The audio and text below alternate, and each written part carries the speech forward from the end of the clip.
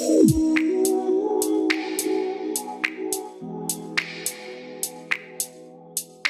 right, Joy Revolution podcast with your boy, Mark Cordone. I hope this message finds you super, super well. I want to get right into this today. But I'm gonna give a plug if you haven't met me before. I get on a regular basis to connect with people who are changing the world through creativity and joy. And today, our guest is the quintessential, I can already feel this, the quintessential person that leads Joy Revolution.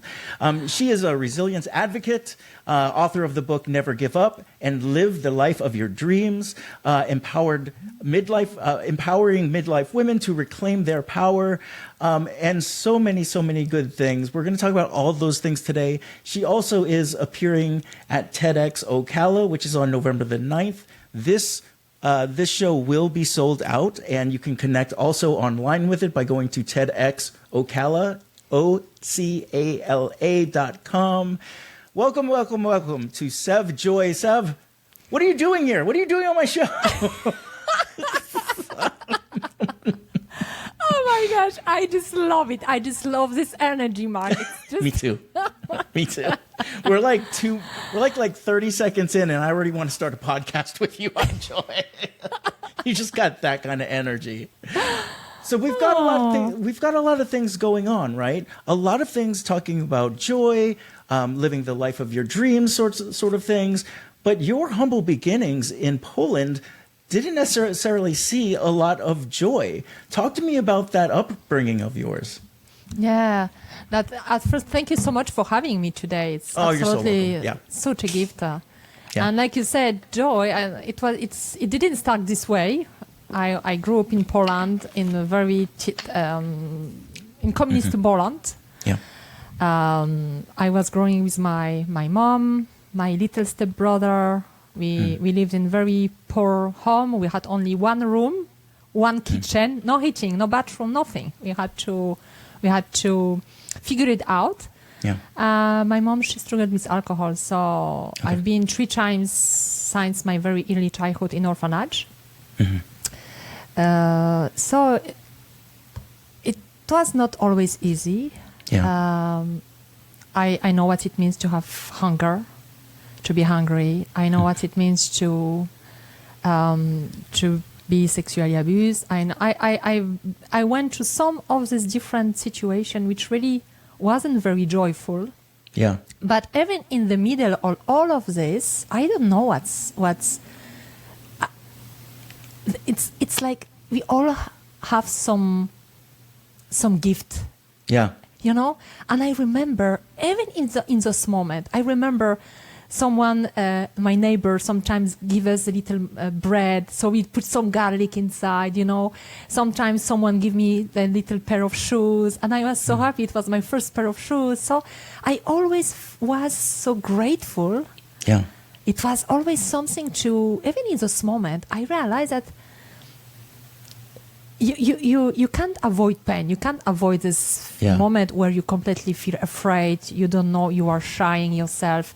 You feel that you don't know how to deal with that fear. It was so much fear during my childhood.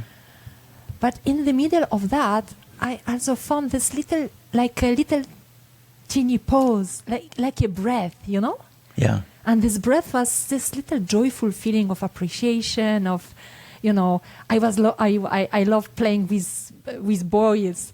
I was playing football, so I enjoyed. Yes, I had so much fun. So sometimes in your nice shoes, the new shoes, No, it was you wore those shoes everywhere. Yeah. So you know what? And correct me if I'm not seeing this. It was pretty despair. It's pretty despair. Some of the things that you experienced.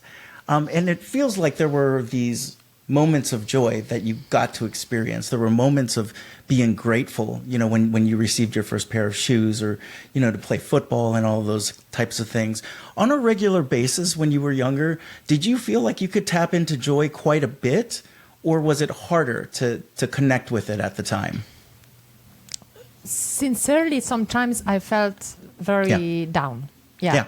Yeah. I felt completely afraid. It was some days when you feel sad, when you feel completely desperate, and sometimes you just cry. The only solution for me sometimes was to just pray in God. I believe so. Yeah. It's helped me so many times, and I think it doesn't mean that you are despair. It's like, I realize that life, it's not only about these shining pieces. Yeah. Yeah. So that's why experiencing joy, it's something that's you discover, that's beauty of knowing and feeling what true joy means, especially in the moment of pain. And I think it's a choice. I remember when I was in the middle of the despair, sometimes it was very hard. For me, probably the first things I did to just go outside, to just go in nature. You can't control what's going on. So sometimes to change my situation, just going out, playing with other neighbor child, or doing something that shift my mind for some little moment. And I think we have a choice. I love that you bring that up, when joy as a choice. It reminds me sort of the work of Viktor Frankl, Man's Search for Meaning, right? Where he was, I told you, this is why we're going to have a podcast. Oh my gosh. Yeah. And so sort of, the utter on paper despair that he was seeing on a regular basis. Yeah. So for anyone listening, Viktor Frankl was a logotherapist who found himself in a Nazi camp. Yeah. And on a regular basis, he saw people dying. He saw friends and family dying. He saw people really go through this deep amount of despair. And what got him through that situation was making meaning out of it. To be able to say there's something greater here.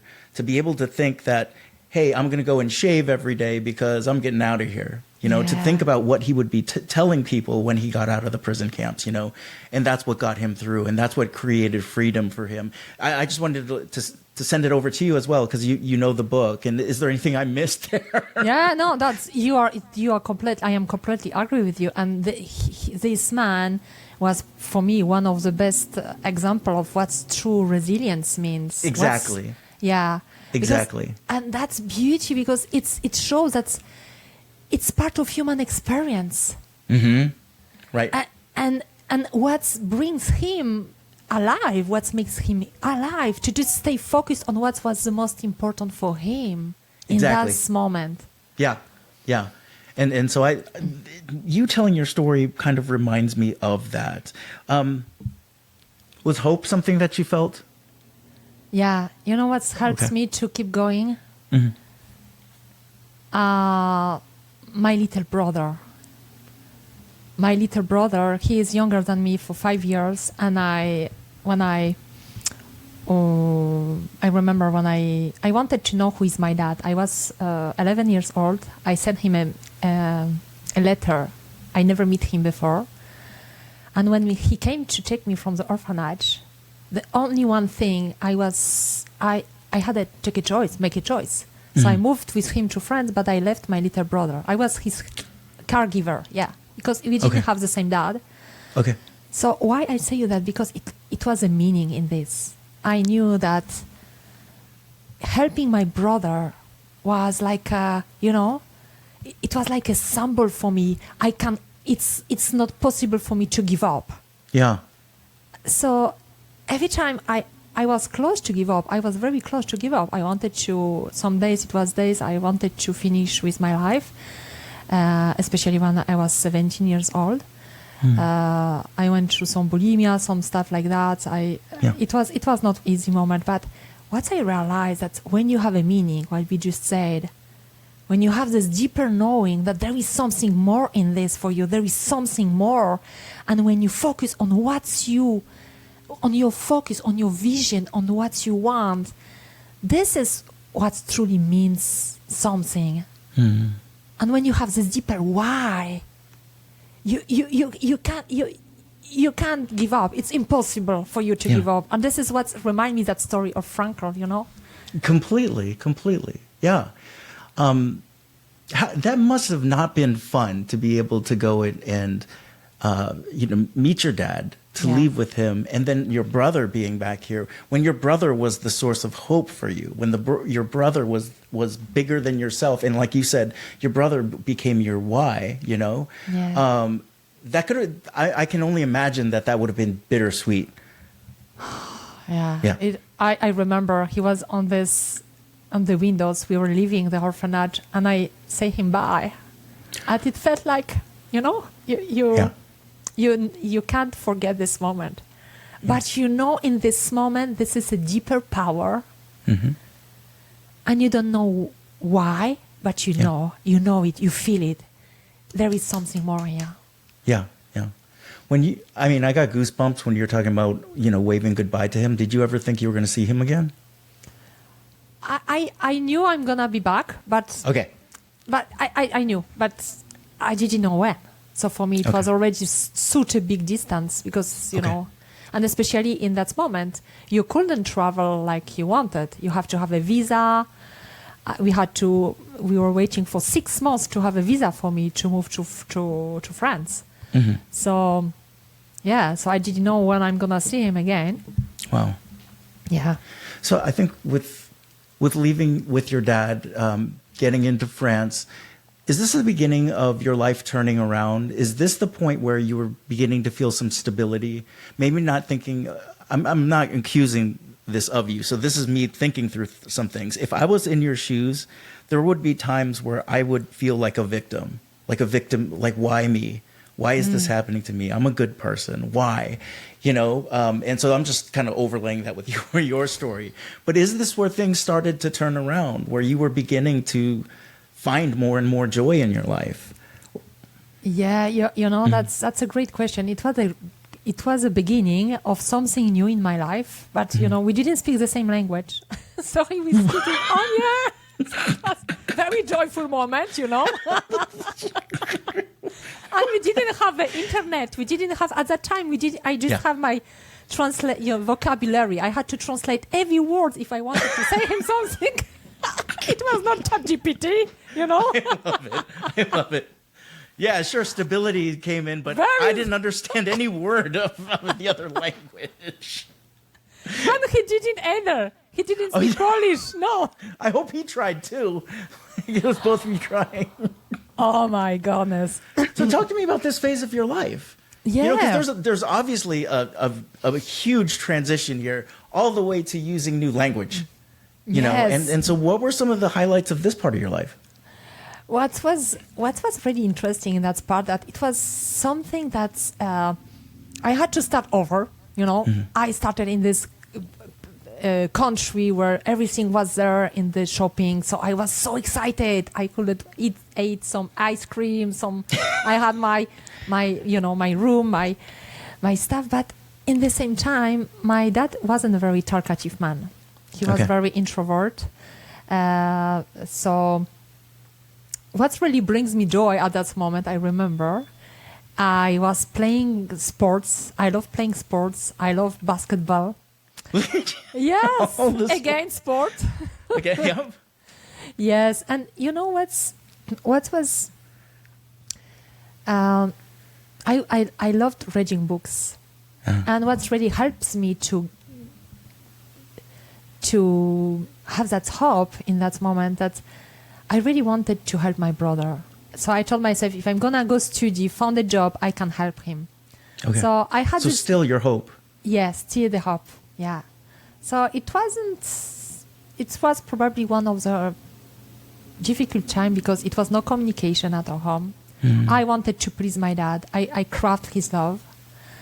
I wanted to show him that I am a good person, but sometimes I with my expectation at that time, it didn't really felt like I could connect. So we didn't communicate a lot. So it created really big distance between us. So I was looking outside to find joy all the way. So sport helps me a lot. I love swimming, so I love this. It's really helped me a lot. And speaking French, I was so proud. I did my exam with the best notes, so I wanted to be proud in front of him. Yeah. And one day when I was 18, I had my first boyfriend. Oh, yeah, yes, Sev. I was Let's so go there. Yes. If anyone is watching the video, you gotta see her face. But that was beautiful because I really, I started to have my life. I was 18, but at that time something happened, and my dad one day told me, "Sev, my home is not a hotel." So he kicked me out at 18. I had to start over. So it was not a very joyful moment at that time. Wait, he kicked you out because of your boyfriend? Yeah, because of my boyfriend, because I didn't really spend a lot of time in my home. So I was doing sport, I was taking care, I was helping my family, but for them, probably I was not enough at home. So he told me one day, my home is not a hotel, so kick out. So where do you go? I had my boyfriend, his parents helped me for a few moments. Yeah. So, and I had my 2 trash bag. He told me, if you want luggage, this is your luggage. Okay. Wow. So it was not, at that moment, I tell you, I felt so angry. I felt so ashamed. I wanted to show him, I will show you, I will try, but behind that mask, I realized I didn't know what to do next. Sure. So, I mean, I'm feeling that, like, here you go. Yeah. Getting ready to go for your brother. You're in more stability. And all of a sudden, the stability is the rug is pulled from under you. That's at least what I'm seeing in this. And I could see a lot of like what you're talking about. I'm going to show you. I could see a lot of resentment towards your father building up. Oh my gosh, it was a lot of resentment at that time. And I know that one of the biggest things that you ever did was to forgive your dad. Yeah. Tell me about that. This is how I see the magic of this real power, It doesn't matter what's happening in life. People always do what they can the best at that time. I remember years later, after what's happened, my dad was battling with cancer.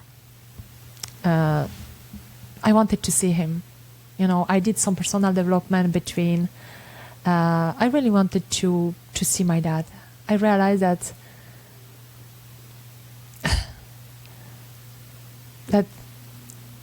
we all are just human beings. And I remember, it was my birthday. I went to his room and just seeing him, I tell you, in the moment I saw his smile looking at me, it was like something went forever. It was like the most beautiful moment we had together. This pure moment of connection, heart to heart. It was no fight, no anger, no resentment. In that moment, this is why it's so important to forgive. Because forgiveness, only you have a choice to forgive. And when you forgive, this is probably one of the first moments I realized that forgiveness is a pathway to joy. It's such a pure space when you allow yourself, because you hold on something, on memories, on something that you are holding with you. It's don't happen anymore, but you're still with this feeling from the past. Yeah. But who is suffering? You are suffering. In the present. In the present, yeah. So being in that moment with my dad, when I was looking at him, holding his hand in my hand, I just saw something pure, This connection can't lie. It's a pure. It's a space. It's a space where this is pure love. exuding from you. Mm-hmm. And this is how I realized the real feeling of forgiveness.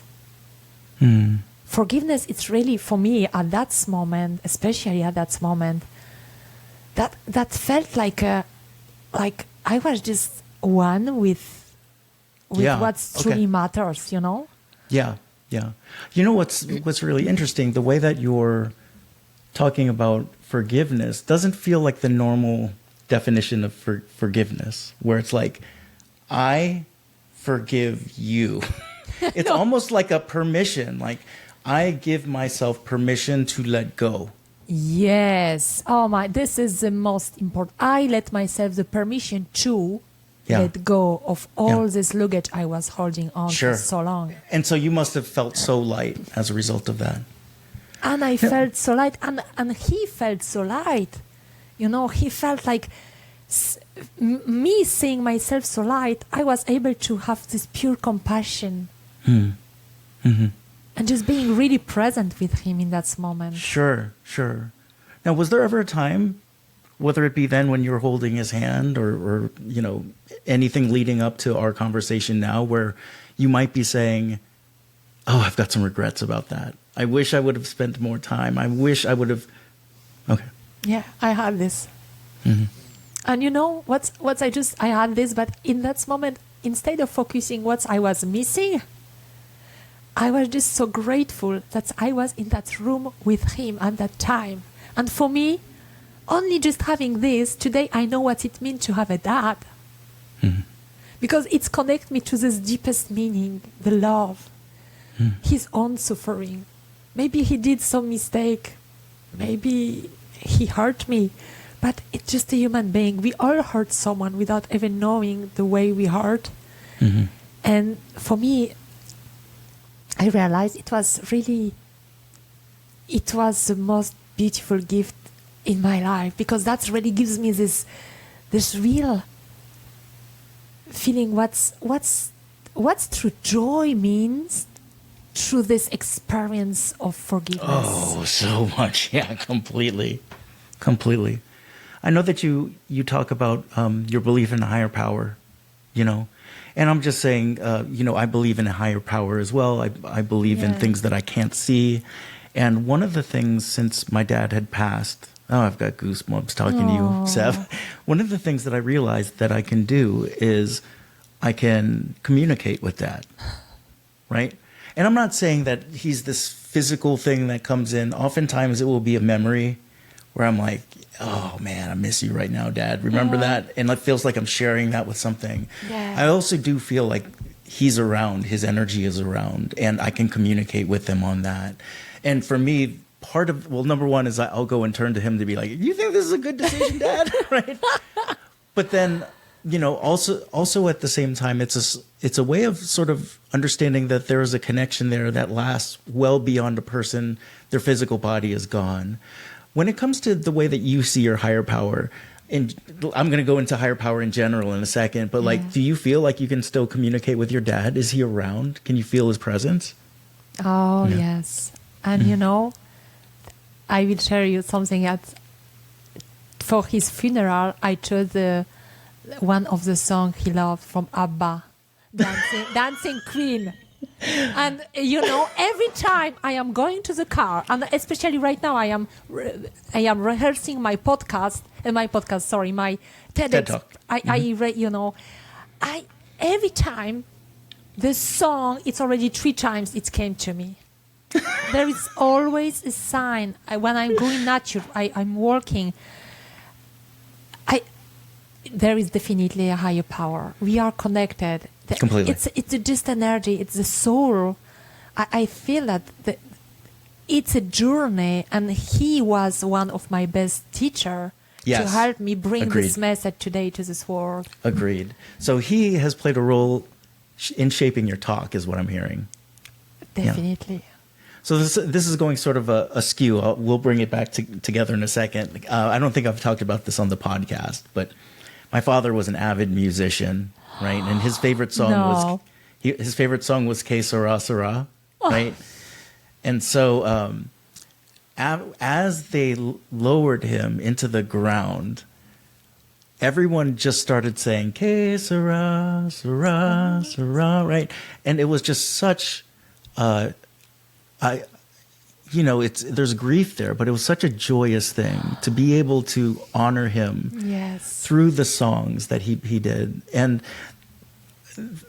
one of the things that I remember happening was I was feeling him being lowered down, Yeah.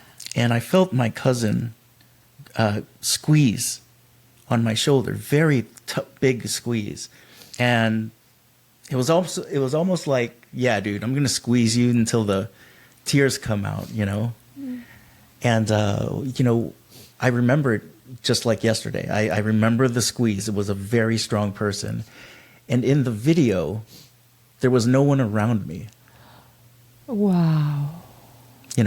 And whether that's real or not, I don't need to think about whether it's real or not. It was a part of my life. It's something that I felt, and it was part of the miracle that I got to see as we're singing "Que sera, sera," Yes. And so I think just, much of this is you talking about turning pain into purpose, right? Yeah. But also at the same time, some of the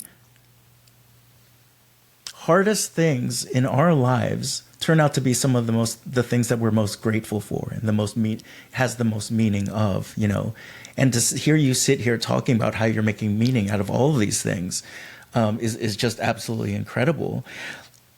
Pain to purpose. Let's talk about Yes. that. And let's talk about your interactions with Tony Robbins, right? So here we are, Dad has gone, I don't know how many years went by, but also at the same time, okay, skip forward to Tony Robbins. I want to know, number one, is how you got from, relationship with Dad. You went back, you reconnected, Dad has moved on, and now you're here with Tony Robbins. Take us through that whole thing and talk about gosh. this, because you do talk about transforming some of the painful things into something that was driving you. And I feel like you've always done that. You're talking about your brother, where you're talking about pain and having hope for him. But this feels like some very different stuff with Tony Robbins. Yes, and it's absolutely one of the most beautiful gifts, which really helps me to rise and to evolve. Yeah. And today I'm, I started Tony Robbins. One day I read his book, Awaken the Giant Within. Yep. And I didn't speak a word in English. Imagine that. What the heck? Why are you reading books that you don't speak the language for? No, it was in French. It was in Oh, French. okay, I got it. But I had a dream. I had another dream. I always have a little dream, and that's big dream. And I promised myself one day I'm gonna meet that guy, but he only speak English. So I went to his seminar, so I didn't speak any word in English. So was this in France? It was the first one. It was 2011 in Rimini, but then I went in 2014 in and this one in 2011 was translated. Okay. That's the last one. The last time he was in Italy. So I went to Tony Robbins at 2014, and this is how all of the shifts start working. I realized that I don't have to be ashamed of my story. This is how I found my purpose. I realized that I have to use my story, and he was such a source of inspiration to me, especially when he was telling to us the most beautiful gift in life is giving, And because he, as a child, he didn't have food, someone bring him food. And this is what's happened to me. 2 days before Christmas, when I was very young, 2 men came and bring us food. And we didn't have nothing that time. So his story, and that's why this book had such a deep meaning to me, it was like a breakthrough. I have to meet that guy.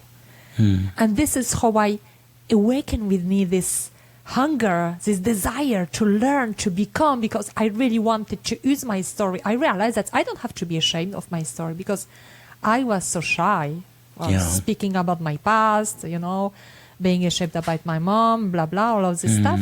But using that story and growing, I realized that I can do it. So I told myself, I'm going to write a book. I didn't know how to write a book. I did so many mistakes. I don't have a correct orthograph, but I really... Amazing. Yes. And one thing that I learned, what is your why? What you really want in your life? And how you can serve is your gift. Yeah. And this is how I started to applying, to searching, to finding my purpose. And this is how I decided I'm going to write my book, to not only heal, but I really wanted to help other women reclaim their power back. Yeah.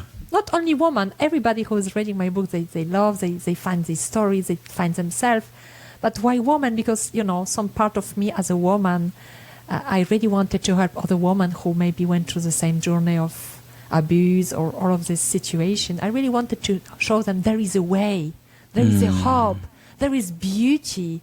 If you use that strength and you move on it's just your courage to just be yourself. Yeah.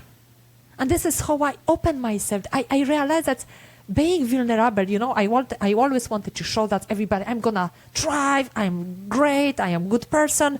But inside of me, it was one part of me, I was completely disconnected. I didn't allow myself to feel vulnerable, And that's through this journey, growing around Tony Robbins, I allowed myself to open myself to tell the story about my fears, about me being ashamed, me being fearful, but what I learned from this, and I completely shift the meaning, And this was completely changing. And this is how I decided one day I would love to serve and give something back. And this is how I become Tony Robbins senior leader. And now I am a trainer for them. I train people. Amazing. Yes. I love all of it. Congratulations. Thank you. And hey, are you picking up what I'm throwing down here? Are you digging the Joy Revolution podcast? If so, I invite you to subscribe on this platform. Now, if you want more, I have an online community called The Underground. It's free to sign up. In there, you'll find mini courses inspired by podcasts like this one. You get to connect with other community members. I'm in there. The link's in the description. Let's get back to the episode. Do you feel... do some of the reasons why you didn't really want to be vulnerable was because of things that early on had happened with your dad? I'm seeing these wins happen, then suddenly he's like, this isn't a hotel, see ya, and take the 2 bags. Is it because of things like that had happened early on, in terms of not wanting to feel vulnerable? I think it was something even deeper. It probably came from my earlier childhood. Because every time you have to show your neighbor, to everybody that's, your mom is doing well, so I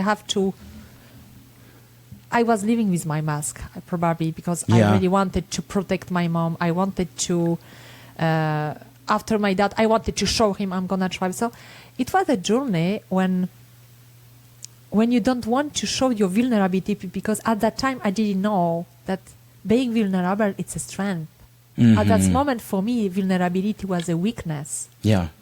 If you show that you are weak, if you are showing that something bad going on, that's, look at her. She's poor. They don't have nothing, And for me, it was part of my... It makes so much sense. Yeah. It totally makes sense. Especially as you're like leaning forward into your why and your purpose. You got a lot of things going on, my friend. I'm guessing too that even with all this work, I mean, you are in the Tony Robbins world now, like fully into it, My guess is that fear still shows up at times. I will tell you, yes, for sure. For sure. Well, I'm curious, what does it show up for now, and how do you work through it? I think in life there is no only one way. There is a way, ups and downs, fears, all of these emotions are Ups and part downs of our and all life. rounds. Yes. Yeah. And when fear shows up, it shows us that there is a call to action. Yep. Today I call this, every time if fear shows up, it's a call to action. You're going to freeze? What you going to go with this? It's energy. Fear is an energy. It's an energy that shows you that there is time to take some decision, some action. Yeah. Which means sometimes it's inaction. Sometimes you decide you do nothing because you are afraid, so you froze. And sometimes you just, I'm going to do this. I don't know how I'm going to do it, but I have to go for it. And this is how I think people who are listening today, if you are afraid, that's okay. That's okay to be afraid. It's part of human experience. We are human beings. It's normal to be afraid. Yeah. And it's safe to be afraid because sometimes you have to protect yourself, you don't want to be hurted, you have to set your boundaries, you have to, But if you want to just move in the direction of your dreams, if you want to have the life you want, you have to show up for yourself. You have to use that fear as energy and move with her. Because it's just an illusion. I mean, it's an illusion. It's a feeling. But when you move behind that fear, I see myself, if I didn't take action to, to go to the Tony Robbins seminar, I'm sorry. No. I will never have this opportunity today to share my gift, to feel my heart and to connect with someone who probably needs that message, Oh my gosh. Do you realize the full circle you just took us on? Like you're talking about your own Viktor Frankl experience here. I am picking up what you're throwing down, in terms of fear. So I'm a positive psychology coach, and sometimes people will come in and say, oh, I'm so embarrassed. I'm still scared of this. And you're right. It is kind of like an alarm system. It is kind of a wake up call or a call to action. And, someone who's Dr. Tal Ben-Shahar, he was the author of Happier. He came on my podcast and he said this. He said that the only people who are happy 24/7 are psychopaths and dead people. And I completely believe he's right, especially with the stuff that you're talking about with fear. I also know that there's a poem by Rumi, and I believe it's called The Guest House. And the poem is sort of like, look, think of your emotions as guests that are coming into your house. Some days you'll let in happiness and it leaves. Other days it will be fear and it leaves. You tidy up afterwards and you let the next one come in. And that was the first time that I started thinking about this notion of not just happiness 24/7, but this notion of emotional diversity. Yes. To live a life understanding that the ups, downs, and all arounds are a part of it. And that's what I'm hearing coming from you as well. To disregard fear would be to maybe bypass or be in toxic positivity. Yeah. Where it's just not working. Absolutely, it's not just working. And it's very important to understand that the most beautiful experience as a human we are experiencing is to just allow the space for each emotion to be experienced. Yeah. To be fully expressed. Because when you suppress this emotion, this is how illness, this is how, all of this different situation show up because we don't allow ourselves to feel. We hide. We cut ourselves. We procrastinate. We take some alcohol. We take something because we don't want to feel. But the most beautiful way it's like different season of life. Each season represents a meaning. It's for the renewal, but you have to feel it. You have to be part of this experience because when we are going through all of this, when we allow ourselves to feel, this is how I today speaking about my fear, my anger. Before it was only behind that mask, it was perfection. But it was, this is how I disconnect myself from my me. I was a pleaser. It was my mask. And this is how I was starting losing myself, my real me, my identity, no boundaries, nothing. And now knowing and feeling that the part of my experience as a woman, as a mom, and, just as a human, I feel so grateful that I have this ability today to experience pain, to still experience fear, to experience some doubt, to embrace gratitude, and to find the beauty dancing through all of this, And that brings me to this moment when I see that, wow, when you understand that's for me truly joy mean. That's lasting joy. For me, it's being present with your emotion and allowing you to let go of what doesn't serve you in the right moment and come back to this balance, this neutral place where I just there for you to create space for new experience. Oh, it's amazing. It's amazing. I also wanted to bring this up as well. When someone goes into a point in their life where they're flourishing, I know for you that part of flourishing isn't just being happy in your own world, but to bring service to others. What does that, why is that such a big part of this sort of leaning into joy and feeling joy? Oh, that's probably one of the most beautiful gifts I learned how to experience true joy. When you see the smile in someone else's face because you just helped him or her. And, it's like, I remember when I was a little girl, someone gave me this little part of bread. And I remember the taste of this bread the day I was so hungry.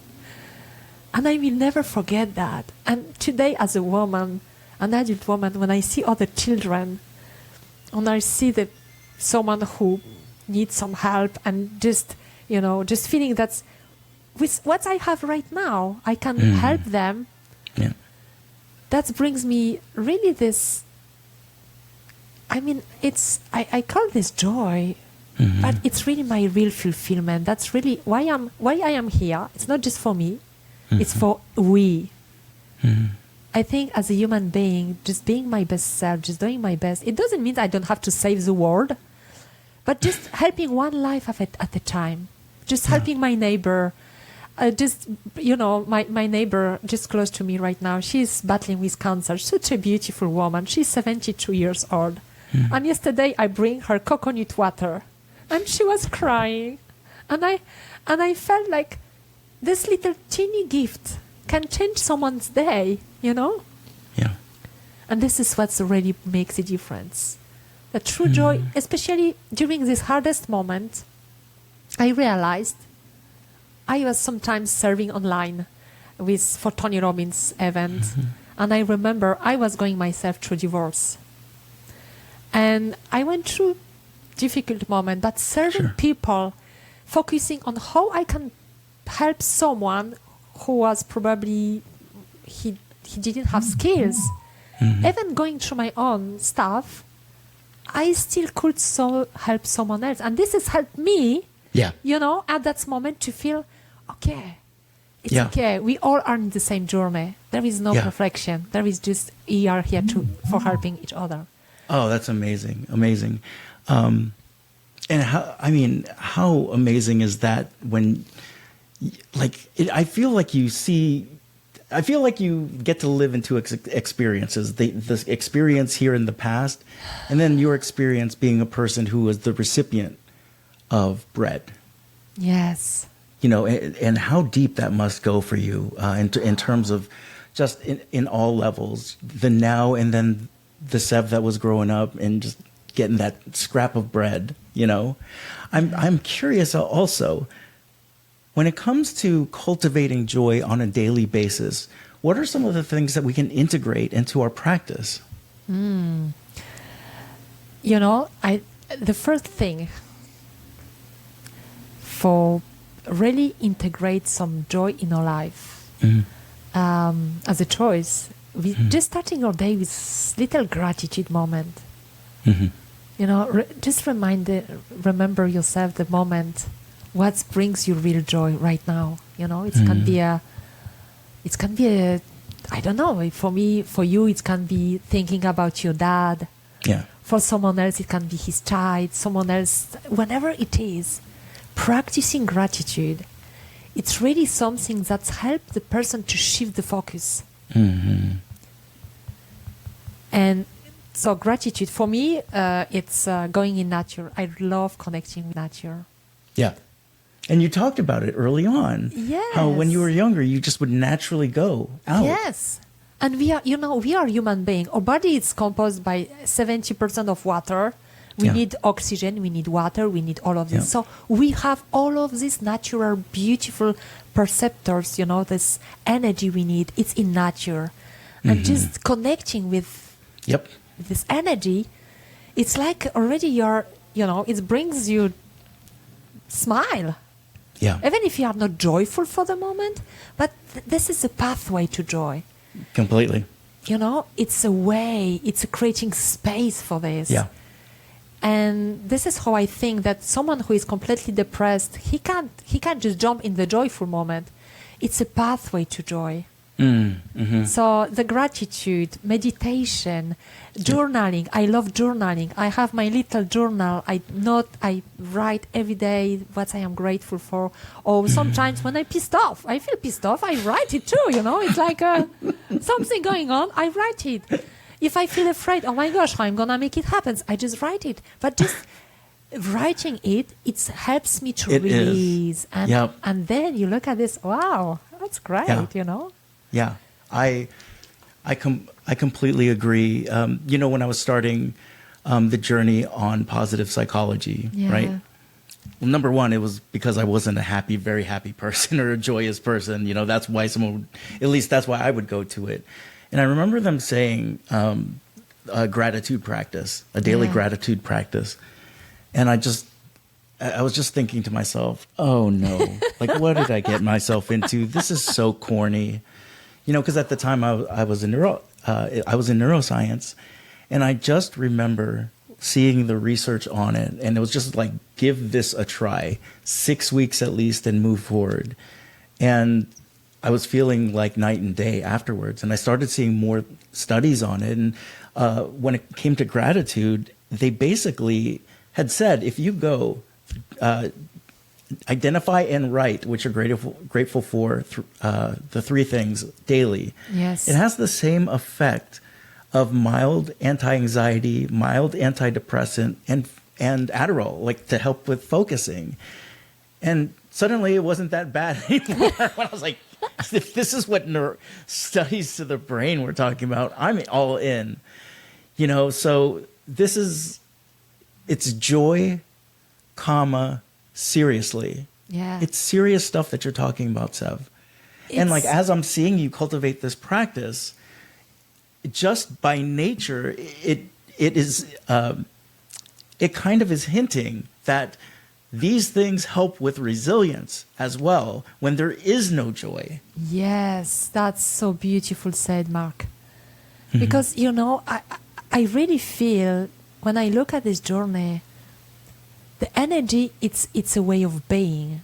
It's like it's like, if you have an orange, what is inside? It's the juice of an orange. Yeah. So if you plant these little seeds in your daily life, adding something that's can just help you just take one step to just help you smile for one moment.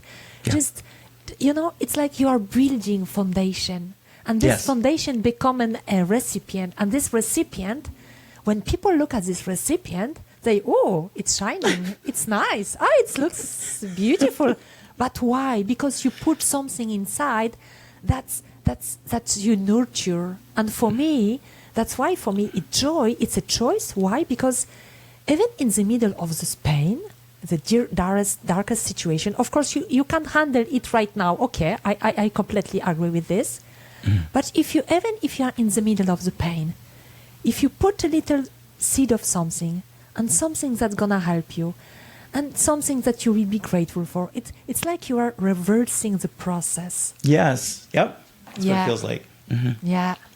I love it. And I do like how you're talking about, through tough times, there's always potential in there, and I think one of the, I don't know, the harder things, but, one of the things that, I wrote about in a book once was that whether the event that we're experiencing feels traumatic or is ecstatic, at some point at some point we get to make meaning out of this. What was the lesson learned? Because if folks from a negative experience or a stressful experience might say, that stunk, I hated it, that's fine. But at some point, what's the message behind that? And how can you make meaning out of that? Same thing with happy moments. A lot of people might not be thinking about happy moments. If you don't make it's called post-success syndrome. If you don't make meaning out of a successful event in your life, you can actually move backwards. You can actually, right? You can't make meaning. So that's where things like, what is it called? Imposter syndrome come up. Yes, so true. I got lucky. I can't meet it. You know what I mean? Yeah. And I love that these daily practices that you're talking about are things that can combat that on a regular basis, where for better or worse, ecstasy or, stressful situations. I forgot where I was going. But depression, whatever it is. Exactly. It's like you said, it's just an experience. It is. It's just an experience. And more we're going to spend time in that experience, that's going to, whenever you focus on expand. Mm-hmm. If I will still focus about what's wrong in my life, if I will tell myself that story in my head, I will probably be still in the same point, depressed, or maybe already dead. Complete. Yeah. Completely. Because it's... Thank you, Tal Ben Shahar, wherever you are today. That's why, I love what you said. Each of our experience, we have something to learn from this. What's the meaning of this situation?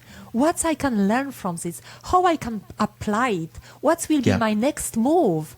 If I am not feel well where I am right now, what I can do right now to change something? Not to be happy 24 hours, but what makes me feel better than yesterday? Exactly. Just one little step. Yep. And that's... The step can be just a step, big or small, when it comes to inspired action. Yes. Move forwards, then take the lesson. I don't know about you, Sev, but the times that I may regret the most is when I didn't take action. Right? And oftentimes for me, fear shows up right before I go and take the inspired action. Yeah. But what if Sev is going to be upset with me? Oh no. She emailed Manal that I was like, oh no, Sev. But sort of the idea of not taking that kind of action and making meaning of it. Yes. I'm so in love with the topic today. And I want to go now to talk about, what is it now? It's currently October the 30th. Yes. You're jumping on the stage on November the 9th. You're gonna be delivering all of this juicy goodness on the TEDxOcala stage. Yes. How's that whole thing going? Because this is a great... Oh my gosh! I feel all of these different emotions. Oh my gosh! And I really feel so blessed. Mm-hmm. I really feel so blessed. And looking on all of this journey, and to see myself today facing these beautiful souls in that room, showing up as I am with my accent, with my passion for life, with my story, that brings me so much joy to my heart. You know, I want to show people that they don't have to be perfect to be themselves and to share they give the uniqueness of being them. Yeah. And in the same time, I feel fear. You know, it's okay. That's a humanness. That's being human. That's every time you do something, just do it with your heart, with this pure intention, and you will be guided. I fail, I know, I feel it. There is no perfection. And this how I feel today, you know? Yeah. Yeah. How are you doing with that 2 minutes that you're going to cut off? Oh my gosh. I know what's up. I know what's up. I try every day, but sometimes it doesn't work, you know?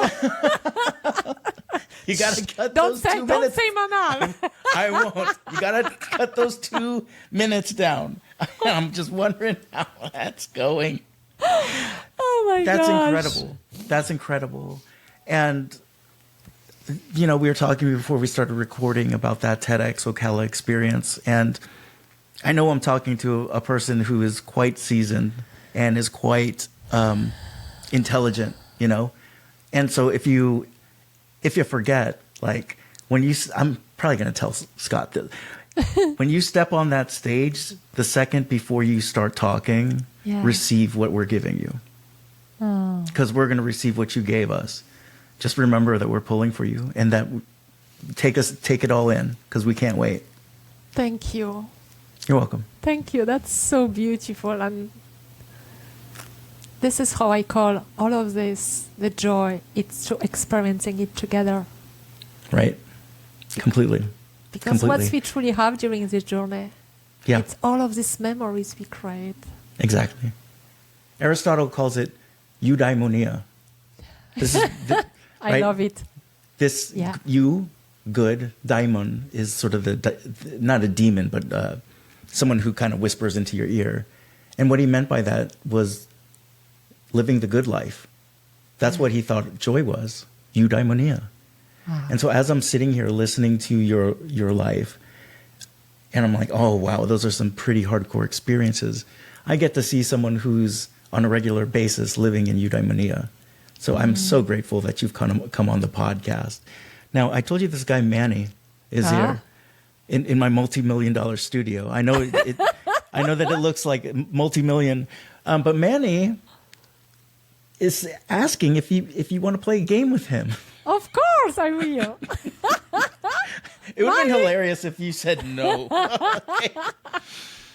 So he's curious to see how you embody joy. So this is the way that the game works.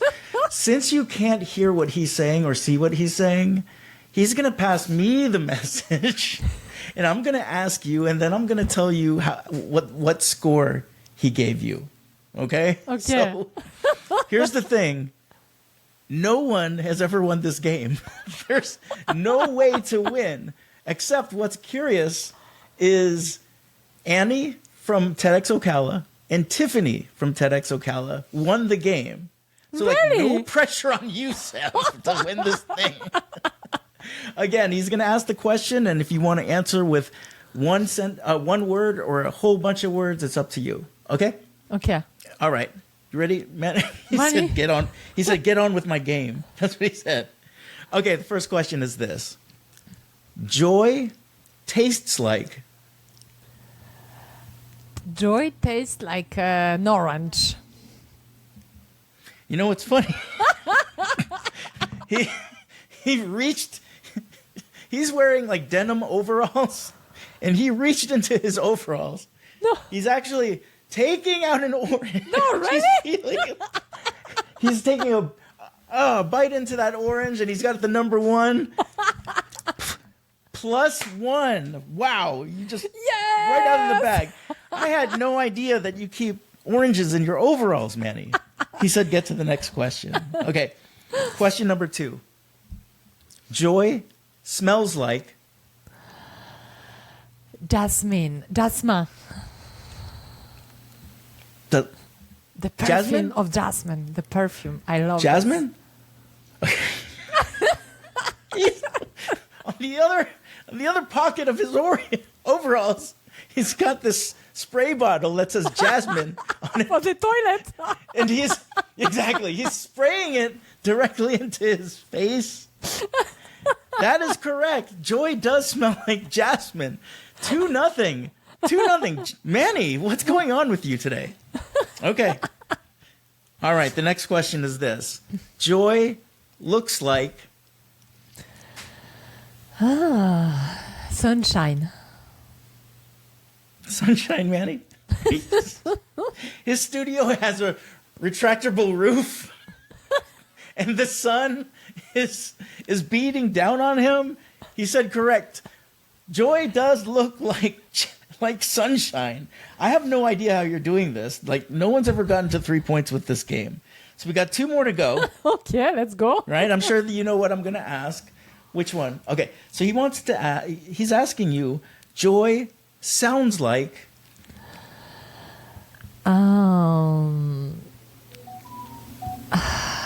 sounds like I have so many beautiful songs that remind me with the joy. Yeah, let's go for the ABBA. ABBA? ABBA. Well, the song that you played for your... Yes. Okay. So he is... No, you kidding me? He's He got loves a this song? He's got a record player. And it says ABBA on the record. No. It's starting with Dancing Queen, but which is the specific song that you connected with your dad? Yes, it was this one. It's Dancing Queen? Yes, it's Dancing Queen. He's playing Dancing Queen. He's beginning to shift left and right. He ripped off his headphones and he said, "No, I've heard that song too much in my life." Minus 1,000. So I told you this is the hardest game you've ever played. So you are at minus 997 points going into the last. Gosh. Do not let TEDxOcala down. Okay. Oh my goodness. The lowest score I've ever seen going into the last question, and it's this. Joy feels like... Joy feels like pure air, like wind? like wind. Yes. I have no idea why this is happening. He's taking off his headphones. He's letting his hair down. I didn't even know you had long hair, Manny. Wind? I have no idea where this is coming from, but wind is blowing into his face. Tears of joy running down his cheeks. It is wind. Joy does feel like wind. Positive 998 points, which makes you at 1 point. You win the game, my friend. You win the game, Yes. All right.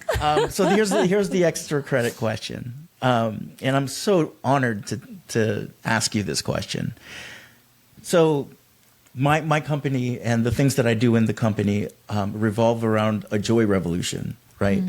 And so when it comes to a joy revolution, it can be a couple things. For me, it means 2 things. Number one, there's this sort of, and I'm sure you felt it, because I felt it in us getting to know each other at the very beginning, is this feeling of just overwhelm, where internally the heart runneth over. I don't know why.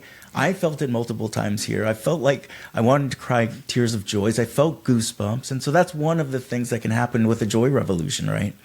The second thing when it comes to a joy revolution is this idea that we can use joy as a tool to create social change in the world. We can be leaders using joy. Yes. So we don't have to think about taking down old structures and rebuilding new ones. We can just think about rebuilding new structures in joy, right? Absolutely. And so, Sev, there could be a million things that you think of as a joy revolution. But what is your joy revolution?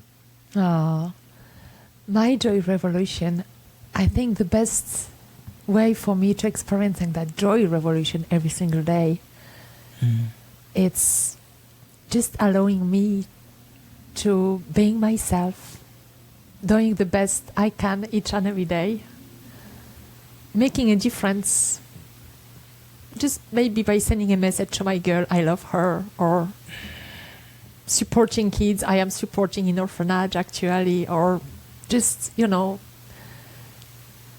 whatever it is, just making something that makes me feel good, and including someone in my daily life to feel that, just this feeling of, doing my best. This is for me joy revolution. It's not have to be a very big stuff. It just have to be something that makes me feel proud and grateful when I come to my bed that I did something beautiful today.